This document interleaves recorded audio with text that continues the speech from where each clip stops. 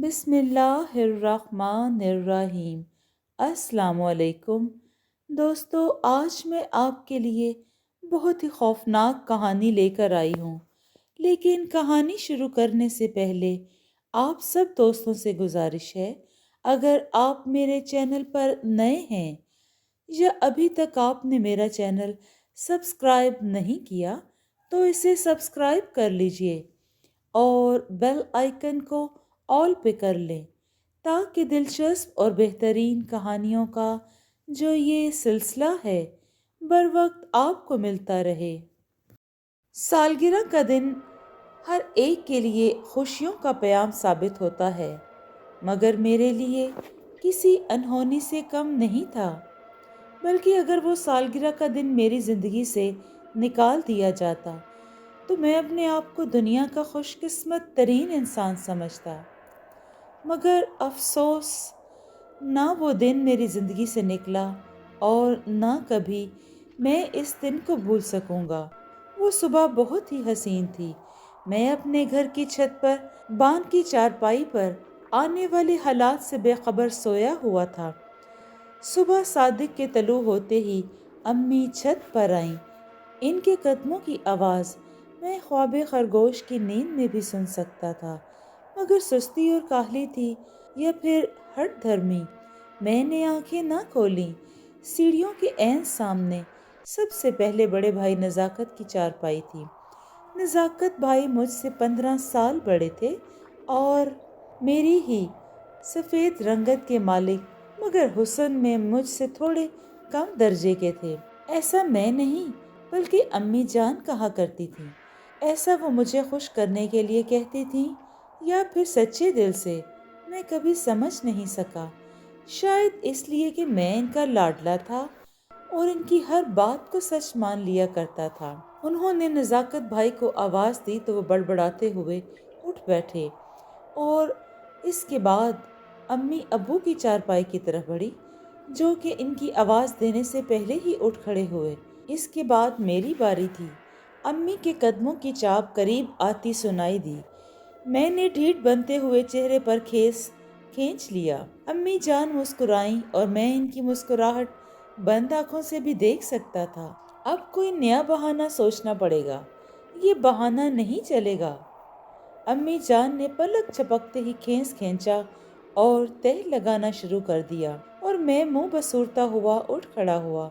کیا ہے امی، ابھی تو آدھی رات ہے اور آپ نے ابھی سے اٹھانا شروع کر دیا؟ میں بڑبڑایا۔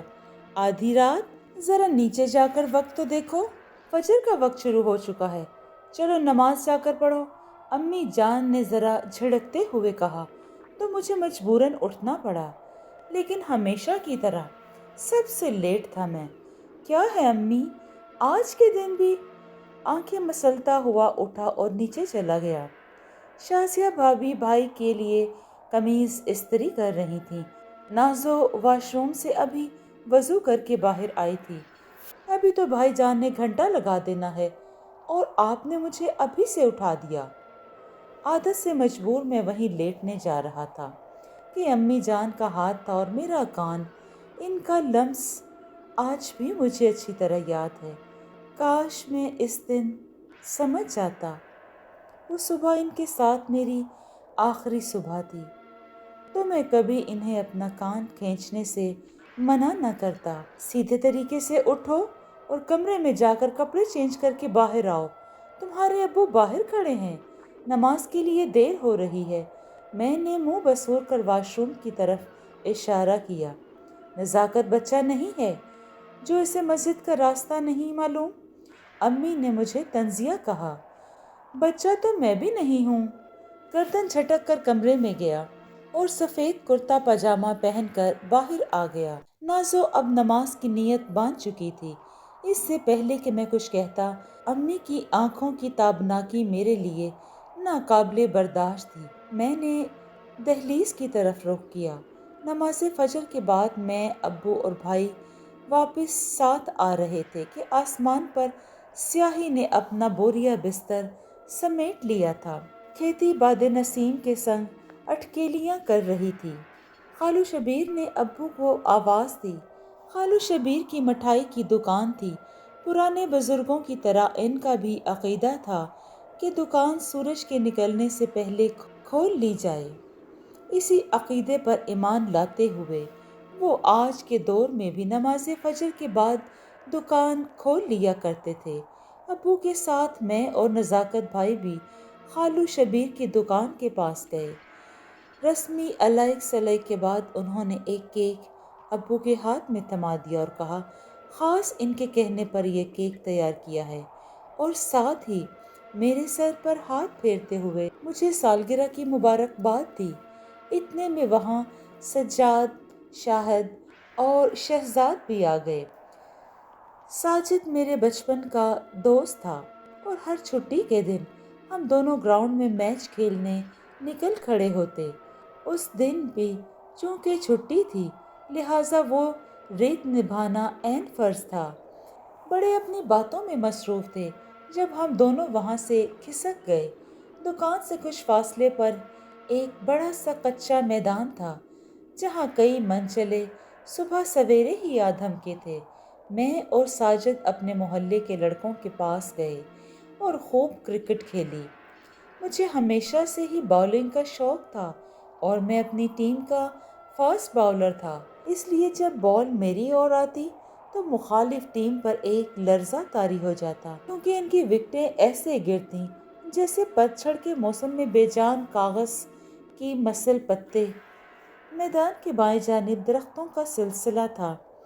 کئی بار حکومتی ٹیمیں ان درختوں کو کاٹنے کے لیے آئیں، مگر نہ جانے کیا تھا ان درختوں میں، کوئی بھی ٹیم اپنے مقصد میں کامیاب نہ ہو سکی۔ کبھی بے موسمی بارش شروع ہو جاتی تو کبھی مشینیں پراسرار طریقے سے خراب ہو جاتیں۔ ماہر مکینک بھی ان مشینوں میں نقص نکالنے میں ناکام رہتے۔ اگر کوئی مزدور اس کام کے لیے خریدا جاتا تو عین اس وقت پر اس پر کوئی نہ کوئی مصیبت آ ٹپکتی۔ بالآخر پھر حکومتی ٹیم ناکام واپس لوٹی اور ان درختوں کا معاملہ اس علاقے کے رہنے والوں پر چھوڑ دیا۔ یہ سب مجھے اس لیے معلوم تھا کیونکہ ان درختوں کے سلسلے میں ہی ہماری زمین تھی، بظاہر تھوڑی سی مگر اپنی تھی۔ ابو نے وہاں آم کے درخت لگائے ہوئے تھے اور باقی پر کچھ کھیتیاں۔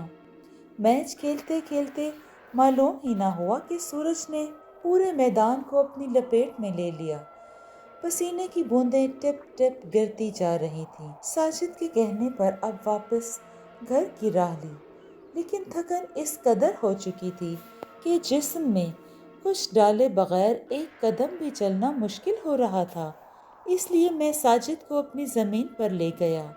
وہاں کچے آم درختوں کی ٹہنیوں پر دیکھ کر ہمارا دل خود بخود للچانے لگا تھا۔ میں نے ادھر ادھر دیکھا تو ایک درخت کے نیچے کچھ پتھر نظر آئے۔ میں بنا سوچے سمجھے اس درخت کے پاس گیا اور پتھر اٹھا کر لے آیا۔ ویسے تو ہم دونوں ہی درخت پر چڑھنے کے ماہر تھے، مگر جب پیٹ میں چوہے دوڑ رہے ہوں تو ہر کوئی چور دروازہ ہی ڈھونڈتا ہے۔ ہم نے بھی ایسا ہی کیا۔ ایک نشانہ باندھا، چھوٹا سا آم زمین پر آ گرا۔ ساجد جھٹ بھاگا اور آم پکڑ کر صاف کر کے اپنی پیٹ پوجا میں مصروف ہو گیا۔ دوسرا نشانہ باندھا تو دوسرا آم بھی نیچے آ گرا۔ وہ آم میرے حصے میں آیا۔ یار، یہ بہت مزے کے آم ہیں، ان کی چٹنی کتنی مزیدار بنتی ہوگی نا؟ ساجد نے کہا تو میں نے اگلا نشانہ باندھا اور کچھ آم ساجد کو دے دیے۔ اب میرے دل میں بھی آیا کیوں نہ میں بھی کچھ کچے آم گھر لے جاؤں اور اماں سے کہوں کہ آموں کی میٹھی چٹنی تیار کریں۔ آخری پتھر کو آنکھ کے بالکل سامنے کیا۔ وہ ایک نوکیلا سا پتھر تھا، جیسے کوئی تیر ہو۔ ایک موٹا تازہ آم نشانے پر رکھا اور ہاتھ کو ایک جھٹکے سے ہوا میں لہرایا، مگر قسمت کا کرنا کچھ ایسا ہوا کہ وہ پتھر آم کو چھوتے ہی پاس سے نکل گیا اور سیدھا پراسرار درختوں کے سلسلے میں جا گرا۔ ایک زوردار چیخ سنائی دی، جیسے کسی پر جانی حملہ ہوا ہو اور موت کے فرشتے کے چنگل میں آ گیا ہو۔ وہ چیخ سنتے ہی हमारे जिस्म से जान ही निकल गई। साजिद के हाथों से आम नीचे गिर गए, मेरे भी औसान खता हो गए। वो आवाज़ इतनी दर्दनाक थी कि उड़ते परिंदे भी आवाज़ की गज़ब को ना सह सके और नीचे ज़मीन पर आ गिरे। हम दोनों ने वहाँ से भागने में ही आफियत जानी। घर पहुंचकर भी मेरा सांस बुरी तरह फूला हुआ था।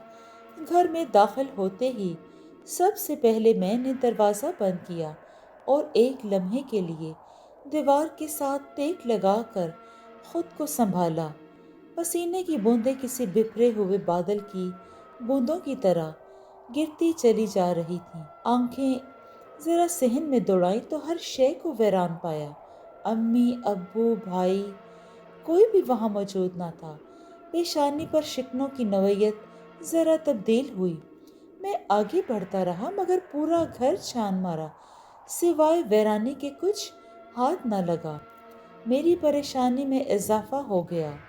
अभी कुछ देर तो पहले सब मौजूद थे, इतनी जल्दी सब कहाँ गायब हो गए। दिमाग में तरह तरह के ख्याल और वसवसे जन्म लेने लगे। बरजस्ता ख्याल इस चीख की तरफ गया। खौफ के पसीनों में भी इजाफा हुआ। पेशानी पर हाथ फेरते हुए नफ़ी में खुद ही सर हिलाया। अपने ख्यालात की नफ़ी की। सहन में बिछी चारपाई पर मैं जैसे ही बैठा तो दीवार से शेखू अपने घर की छत पर जाता दिखाई दिया। शेखू, तुझे पता है भाई और बाकी घर वाले कहाँ गए हैं? मेरे लफ्ज़ों में खौफ का अंसर नुमाया था। भाई नज़ाकत तो अभी पूरी फैमिली के साथ भाभी के मैके गए हैं। अभी अभी फ़ोन आया था कि भाभी की अम्मी सीढ़ियों से गिरकर मर गई हैं। ये सुनकर जैसे मेरी तो जान ही निकल गई। शेखू तो आंखों से ओझल हो गया, मगर इसकी आवाज़ समात में गूंजती रही। बेजान जिस्म चारपाई पर ढह सा गया। वही चीख एक बार फिर समात से टकराई। ये मुझसे क्या हो गया? वो दरख्त, वो चीख, पछतावे ने आ घेरा। मुठियाँ भींच कर राह फरार इख्तियार करना चाहिए, मगर तमाम रास्ते इन दरख्तों पर जाकर ख़त्म होते थे। तभी माजी ने दस्तक दी और मैं भागता हुआ कमरे में आ गया। अलमारी छान मारी। वो कहाँ हैं? कपकपाहट पूरे जिस्म पर तारी थी। चीज़ों को अथल पथल करते हुए बस वो तावीज़ ढूंढ रहा था जो कि इन बलाओं को टाल सकते थे। खुदा खुदा करके मुझे वो तावीज़ अम्मी के कनस्तर में मिले। मैंने फ़ौरन से पहले वो तावीज़ अपनी कलाई पर बांधा, जो बज़ाहिर एक स्याह धागा था। ये देखकर मुझे मज़ीद झटका लगा कि अम्मी और बाकी घर वाले वो धागा यहीं छोड़ गए थे। अब क्या करूं? उन सब की जान की फिक्र मुझे खाई जा रही थी। यही सोचते सोचते सूरज सर पर आन पहुंचा और मेरे हलक से नीचे सुबह से एक नवाला भी ना उतरा था। मैं सहन में रखी चारपाई पर दीवार के साथ टेक लगाकर बैठ गया और आंखें बंद कर लीं। ख्वाबों की दुनिया में खोया इल्म ही ना हुआ। एक खुन्नकी के एहसास ने मेरे ख्वाबेदा जिस्म में हलचल मचा दी। आंखें खुली तो मेरे होश उड़ गए। आंखें फटी की फटी रह गईं। स्याह बादल आसमान पर इस कदर छा चुके थे कि रात का गुमान हो रहा था। स्याह सूरज ग्रहण के ज़ेरे असर था। पहाड़ों को अपनी जगह से उखाड़ देने वाली हवाएं दूर से आती दिखाई दे रही थी। मैं हड़बड़ाते हुए अपनी जगह से उठ खड़ा हुआ तो अपने आप को हल्का फुल्का महसूस किया। ऐसे लग रहा था कि जैसे जिस्म का कोई वजन ही ना हो। पलट कर देखा तो मेरी नजरें साकत रह गईं। वहशत के मारे मैं उछल पड़ा। अपने आप को वैसे ही दीवार के साथ टेक लगाए हुए पाया। ये मैं कभी उंगली अपने जिस्म की तरफ करता, कभी अपनी ज़ात की तरफ। मैं खुद अपनी शनाख्त नहीं कर पा रहा था। मैं खड़ा हुआ हूँ या वो जो दीवार के साथ अभी तक टेक लगाए चारपाई पर बैठा था, वो हूँ। तभी ज़ोरों से बादल गरजा और मेरी समात के पर्दे फटने के करीब थे। तब यकीन आया कि यही सच है। बेजान जिस्म वैसा ही बेहसो हरकत रहा।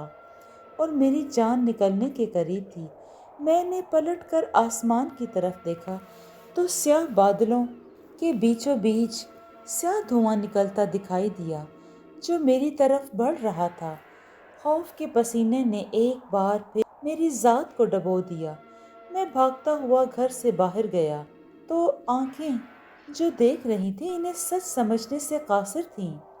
ہر طرف سیاہی تھی، انسان نام کی کسی شے کا کوئی وجود نہ تھا۔ میں نے اپنے تمام جاننے والوں کو پکارا مگر کسی نے میری پکار کا جواب نہ دیا۔ سیاہ دھواں اب میرے قریب آ چکا تھا۔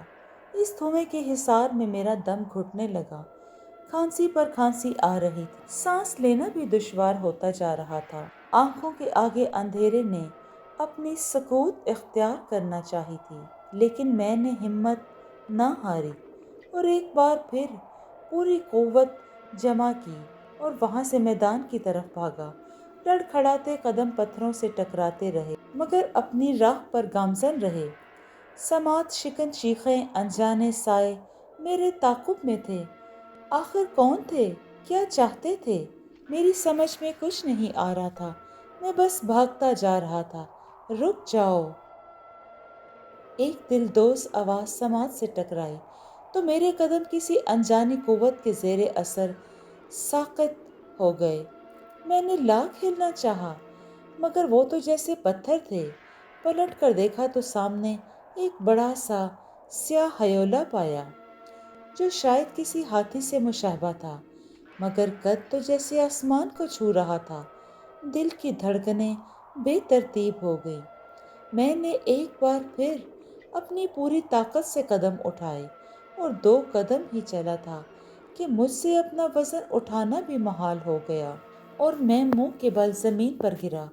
وہی سماعت شکن ہنسی سنائی دی۔ میں نے جیسے ہی سر اٹھایا تو دوسرا ہیولا دکھائی دیا مگر اس بار وہ کسی زرافے کی مانند تھا۔ آنکھوں سے انگارے نکل رہے تھے۔ میرا کلیجہ منہ کو آ گیا۔ میں نے ایک بار پھر اٹھنا چاہا، اٹھ نہ سکا۔ کوئی نہیں بچے گا، کوئی بھی نہیں۔ اس کے ساتھ ہی وہ ہیولا میرے قریب آنے لگا، اتنا قریب کہ میرے اور اس کے درمیان فاصلہ بمشکل 1 فٹ کا رہ گیا۔ پھر جو منظر میں نے دیکھا تو دیکھ کر تو جیسے ہوش ہی اڑ گئے۔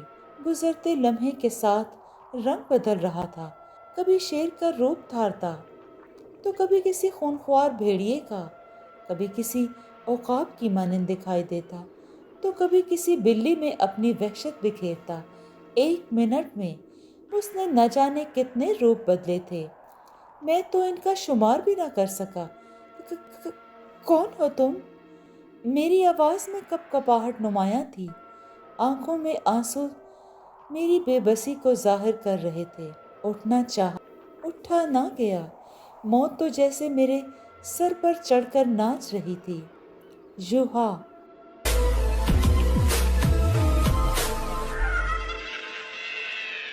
کان کے بالکل قریب ایک آواز سنائی دی۔ اس کے ساتھ ہی وہ ہیولا میرے جسم میں داخل ہوتا چلا گیا۔ سانس تو جیسے ہر لمحہ بند ہو رہا تھا۔ آنکھوں کے آگے سیاہ تارے دکھائی دیے جن سے روشنی کی امید کرنا بیکار تھا۔ پورا جسم بے آب ماہی کی مانند تڑپ اٹھا مگر پھر جیسے کوئی معجزہ ہوا۔ وہ ہیولا ایک چیخ کے ساتھ ہی میرے جسم سے باہر نکلتا دکھائی دیا، جیسے کسی انجانی طاقت نے اسے زمین کے انتہائی اندرونی حصے سے باہر کھینچ نکالا ہو۔ اس کا قرب میرے قرب سے انتہائی شدید تھا۔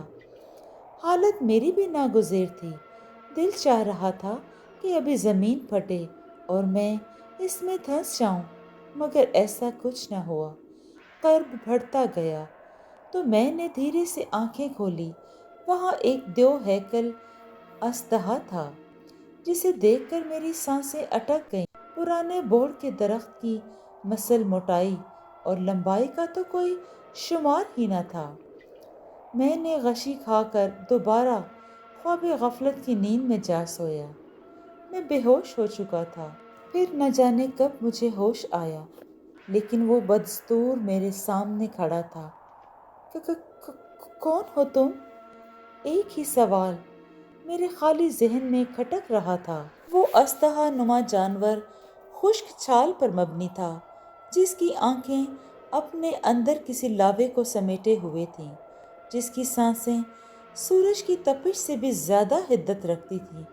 مجھے یک ٹک دیکھے جا رہا تھا۔ کیا چاہتے ہو تم؟ کیوں میرے پیچھے پڑ گئے ہو؟ آخر کیا بگاڑا ہے میں نے تمہارا؟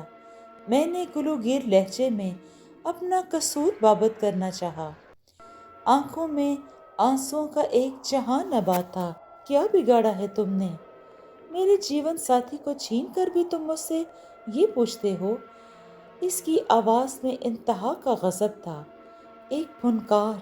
میرے پورے بدن میں جیسے آگ لگ گئی جو اس نے مجھ پر ڈالی تھی۔ میرا جسم جھلسنے لگا۔ آنکھوں میں کتنی جلن تھی، ایسا لگ رہا تھا گرم گرم تیل میرے جسم پر انڈیل دیا گیا ہو۔ صرف چند گھڑیاں بقایا تھیں اس کی۔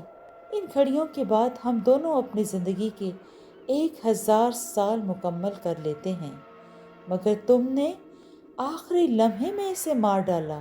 کسی کے کھو جانے کا غم اگرچہ اس کے لہجے سے چھلک رہا تھا، مگر بدلے کی آگ اس کے اندر کسی آتش فشاں کی طرح دہک رہی تھی۔ اب میں تمہیں بھی نہیں چھوڑوں گا، تم بھی اپنوں سے محروم ہو جاؤ گے، میں چھین لوں گا تم سے تمہارے اپنے۔ یہ کہتے ہوئے وہ دھواں چھٹتا دکھائی دیا اور یوحنا نامی اژدہا غائب ہو گیا۔ میں چیختا چلاتا رہا، مگر کوئی میری آواز نہ سن سکا۔ میں نے بھاگنے کی کوشش کی تو کسی پتھر سے ٹھوکر لگنے سے نیچے گر گیا۔ امی! ایک دم میں ہڑبڑاتے ہوئے اٹھ بیٹھا۔ میرا پورا وجود پسینے سے شرابور تھا۔ شام کی سرخی نے آسمان کو اپنی لپیٹ میں لے لیا تھا۔ پرندے بھی دن بھر کی تھکان مٹانے اپنے اپنے گھونسلوں کی طرف چل دیے تھے۔ اس کا مطلب وہ خواب تھا؟ اتنا بھیانک خواب؟ کیا وہ سچ میں ایک خواب تھا؟ میں بڑبڑایا اور ساتھ ہی چارپائی سے کھڑا ہو کر غسل خانے کی طرف بڑھا۔ اپنے منہ پر پانی کے چھپکے مارے تاکہ خوف کو دبایا جا سکے، پر وہ تو میرے پورے جسم کو اپنے حصار میں لے چکا تھا۔ منہ دھوتے ہوئے میری نظر جیسے ہی ہاتھوں کی طرف گئی تو حقیقت عیاں ہو گئی۔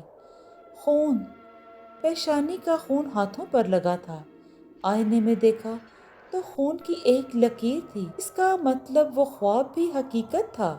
میرا ذہن معاف ہو چکا تھا۔ سچ جھوٹ کی دنیا بری طرح میں الجھ گیا تھا۔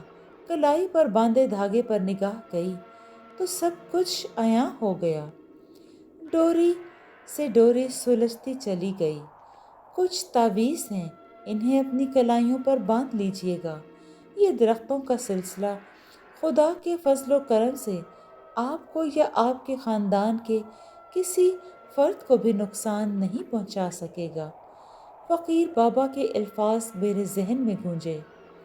یعنی اس تعویذ کی کرامت نے مجھے بچا لیا، لیکن باقی گھر والے؟ اگلے ہی لمحے چاروں اطراف سے مایوسی کے لشکر نے مجھے آ گھیرا۔ مجھے جلدی جلدی امی ابو کو سب کچھ بتانا ہوگا۔ میں گھر سے نکلا اور چوراہے کی طرف چل دیا۔ شام تیزی سے سمٹتی جا رہی تھی۔ اندھیرے نے اپنے پر پھیلانے شروع کر دیے تھے۔ سارا دن بھوکا پیاسا رہنے کے سبب نکاہت محسوس ہو رہی تھی، مگر اپنوں کا غم سب پر بھاری تھا۔ بس اسی لیے آگے بڑھتا رہا۔ لہلہاتی کھیتیاں ہوا کے سنگ مجھ پر ہنستی دکھائی دے رہی تھی۔ کچھ مٹی پر بکھرے پتھر پاؤں میں دھنستے جا رہے تھے۔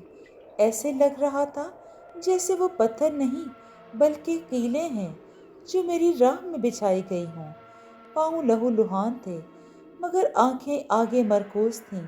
سورج کی آخری کرن بھی سمٹ گئی۔ رات پوری طرح چھا جانے کو تیار تھی۔ سواری کے لیے میں نے ادھر ادھر دیکھا، مگر مجھے کوئی نظر نہ آیا۔ کوئی ہے؟ میری آواز پلٹ آئی تھی۔ घुटनों पर हाथ रख कर ज़रा सस्ताया, मगर वक्त आराम करने का नहीं था। एकदम मुझे अपनी पुश्त पर किसी हाथ का एहसास हुआ। मैं बरजस्ता पलटा तो वहाँ भाई थे।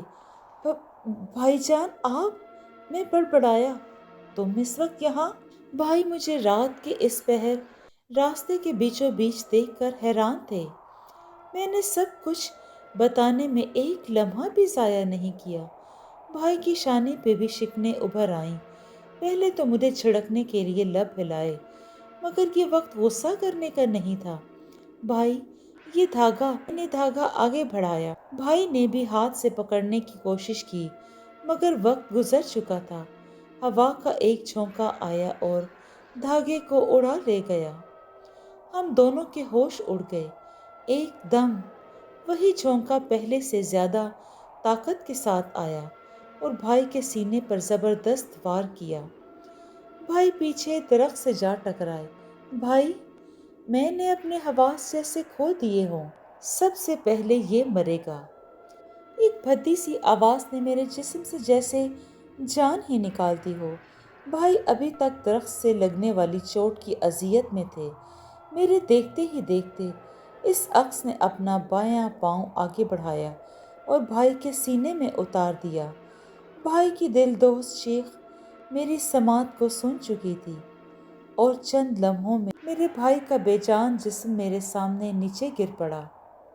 मेरी आंखों से आंसू टिप टिप गिरते चले गए, मगर इस अंधेरी रात में कोई भी पूछने वाला ना था। वो अक्स पलटा तो वही अंगारा बरसाती आंखें थीं। अभी तो मौत का खेल शुरू हुआ है। शैतानी मुस्कुराहट एकदम गायब हो गई और फिजा में खामोशी छा गई। मैंने भाई की जानिब देखा और भागता हुआ इनके पास गया। भाई, आंखें खोलो। मैंने इनके चेहरे को थपथपाया। कई लम्हे गुजर गए थे। रूह इनके जिस्म को अलविदा कह चुकी थी। भाई का पूरा जिस्म हवा में तहलील हो गया। इस यूहा ने भाई के जिस्म तक को न छोड़ा और इसे भी मट्टी कर दिया। अम्मी, अब्बू, यकदम मुझे होश आया। मैं बिना आंसू पोंछे उठा और उसी रास्ते की तरफ देखा जो सीधा शाजिया भाभी के मैके जाता था। मुझे जाकर बाकियों को बचाना था। मैं आगे बढ़ा तो जैसे मुसीबतें बढ़ती चली गईं। कभी किसी पत्थर से ठोकर खाकर गिर जाता तो कभी किसी झाड़ी में बुरी तरह उलझ कर रह जाता। ऐसा मालूम होता था जैसे दुनिया जहां की हर शय मेरे मुखालिफ हो और मेरी राह में रुकावट बनने की कोशिश कर रही हो। खुदा खुदा करके शाजिया भाभी के मैके पहुंचा। वो एक बड़ी हवेली थी जिसे बने तकरीबन 5 दहाइयाँ गुजर चुकी थी। मैंने गेट खटका तो खुद ब खुद खुलता चला गया। मेरा हलक खुश्क होने लगा, मगर जो कुछ मैं देख चुका था इन सब के मुकाबले में ये कुछ भी न था। मैं आगे बढ़ा तो दाएं जानिब एक बड़ा सा लॉन देखा जहाँ मुख्तलिफ पौधे लगे थे। तारीकी ने इनको अपने हिसार में ले रखा था। मैं धीरे से आगे बढ़ा तो इंतहाई दाएं जानिब दीवार के साथ एक अक्स का गुमान हुआ। कौन है वहाँ? कौन है? मैंने पूछा, कौन है वहाँ पर? मैं हाँफता हुआ आगे बढ़ा। सांस भी जैसे साकत थी। वहशत से मेरी जान सूली पर लटकी हुई थी, मगर मैंने अपना हाथ आगे बढ़ाया और धीरे से इसकी शानों को छुआ तो जो वजूद पलटा। मैं उछल कर पीछे जा गिरा। ऊपर की सांस ऊपर और नीचे की ना सांसें नीचे रह गईं। मेरे सामने इंसानों का सा धड़ लिए वही अस्तहा के सर वाला वजूद था। आंखें खून की तरह सुर्ख और जुबान दरमियान से कटी हुई। किस किस को बचाओगे तुम? सब मरोगे। कोई नहीं बचेगा, कोई भी नहीं बचेगा। और फिर तुम भी मरोगे। यूहा से आज तक कोई नहीं बच पाया और ना बच पाएगा।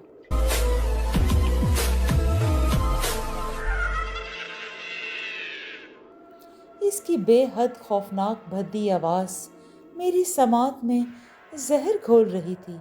दिल चाहा कि अपने कानों को बंद कर दूं। बंद कर दूं ताकि अजियत से बच जाऊं, छुटकारा पा लूं। लेकिन ऐसा कुछ नहीं था। मैं हाथ जोड़कर घुटनों के बल इसके आगे गिर गया। खुदा के लिए मुझे माफ़ कर दो। आखिर मेरी फैमिली ने तुम्हारा क्या बिगाड़ा है? मेरे एक भाई को तो कत्ल कर चुके हो। मैं गिड़गिड़ाते हुए रहम की भीख मांग रहा था। बिगाड़ा तो मेरे साथी ने भी तुम्हारा कुछ नहीं था, फिर क्यों तुमने मार डाला? यकदम इसकी आवाज़ में किसी के बिछड़ने की कसक उभरी। हम अस्तहों का ये कानून था, जो अस्तहा अपनी जिंदगी के 1 साल पूरे कर लेता है वो किसी भी जानदार का रूप ले सकता है, और जो ऐसा अस्तहा कर ले उसे युहा कहते हैं। बस मैंने और मेरे साथी ने ये कसम खाई थी कि हम अपनी ज़िंदगी के 1000 साल करने के बाद इंसानी रूप धारेंगे और फिर एक दूसरे से शादी करेंगे। और आज ज़वाल का वक्त शुरू होते ही हम दोनों अपनी ज़िंदगी के 1000वें बहारें मुकम्मल कर लेते, मगर तुमने ऐसा नहीं होने दिया। तुम्हारे फेंके हुए पत्थर ने मेरे जीवन साथी को कब्र अज़ वक्त 1000 साल का होने से पहले मार डाला। इसने अपनी आपबीती सुनाई, और अब मैं तुम्हें नहीं छोड़ूंगा। युहा अपनी जिंदगी बर्बाद करने वालों को कभी माफ नहीं करता। फिर इसके साथ ही वो गायब हो गया। भाई नाज़ो की आवाज़ पर पलटा। मुझे सामने नाज़ो दिखाई दी। नाज़ो, मैं बेचैन होता हुआ उसकी तरफ भागा। नाज़ो, तुम ठीक तो हो ना? अम्मी, अब्बू, भाभी सब ठीक है ना? मैंने इसके बालों और चेहरे पर हाथ फेरते हुए अपना डर दूर करने की कोशिश कर रहा था। भाई, भाई मैं ठीक हूँ। आपको क्या हुआ है और आप इस वक्त यहाँ? मेरे पूछने पर इसने पूछा, बाकी बातें बाद में, पहले ये धागा बांध लो। मैंने झट इसकी कलाई पर धागा बांध दिया ताकि नाज़ो को इस युहा के मकर से बचाया जा सके। मैं कपकपाते हाथों से इसकी कलाई पर धागा बांधा, फिर इससे अम्मी अब्बू का पूछा। इससे पहले कि मैं घुटनों से अपने पैरों पर खड़ा होता, एकदम एक चीख सुनाई दी और छत से एक जिस्म नीचे गिरता दिखाई दिया। अब्बू! नाज़ो बुरी तरह चिल्लाती हुई दौड़ी। वो वाकई अब्बू थे।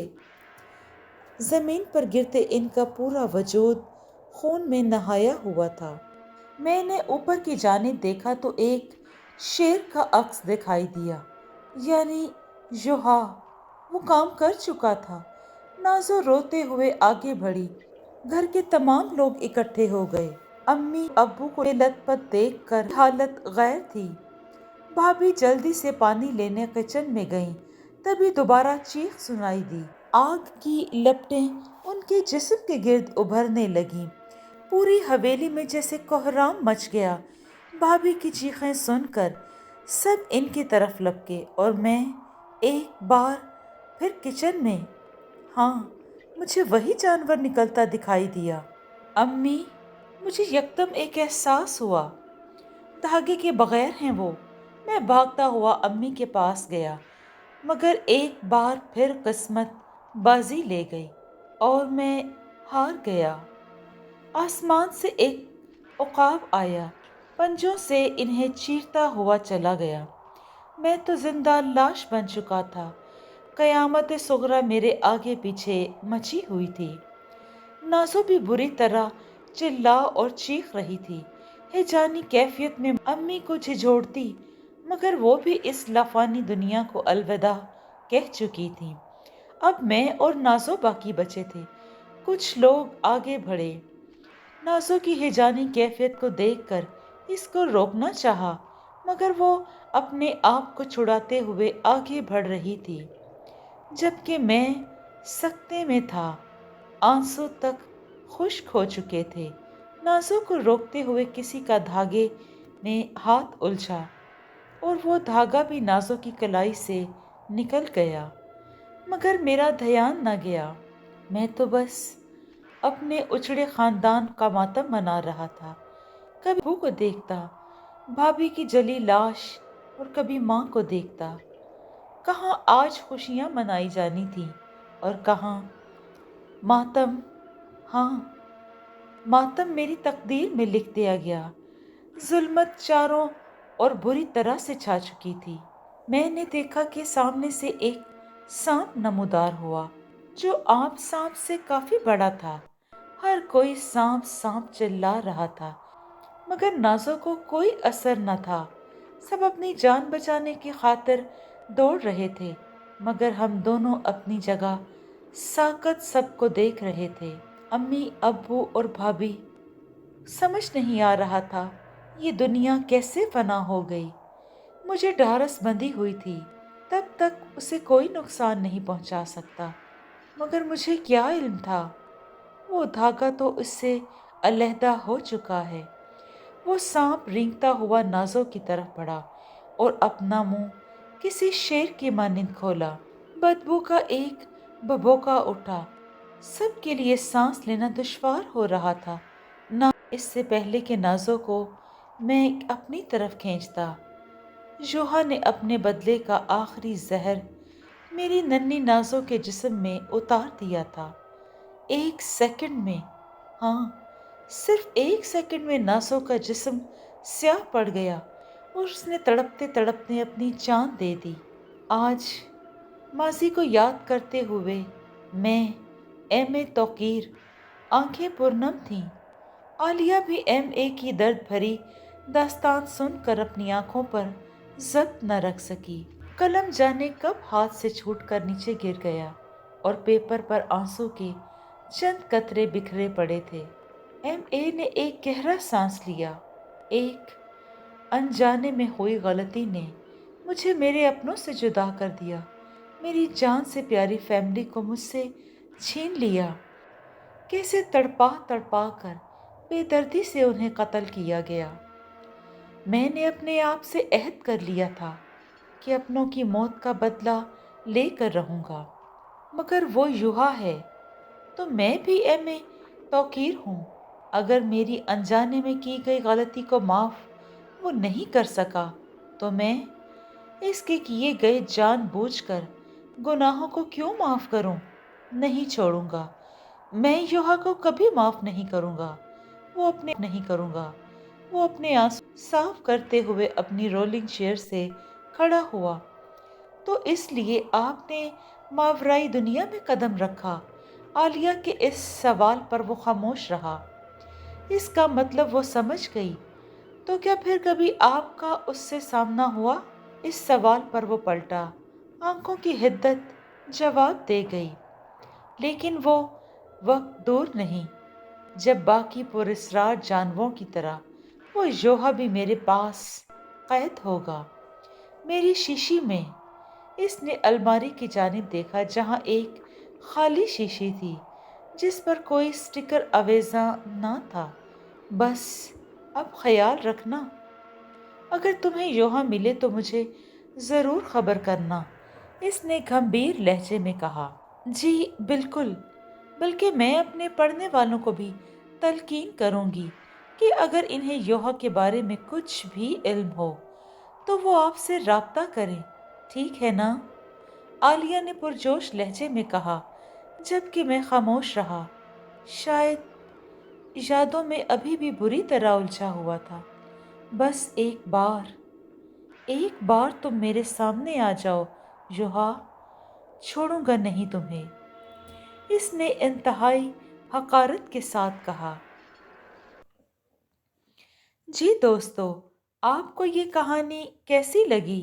اگر آپ کو یہ کہانی پسند آئی ہے تو اس کو لائک اور شیئر ضرور کیجیے اور کمنٹ میں اپنی رائے کا اظہار ضرور دیں۔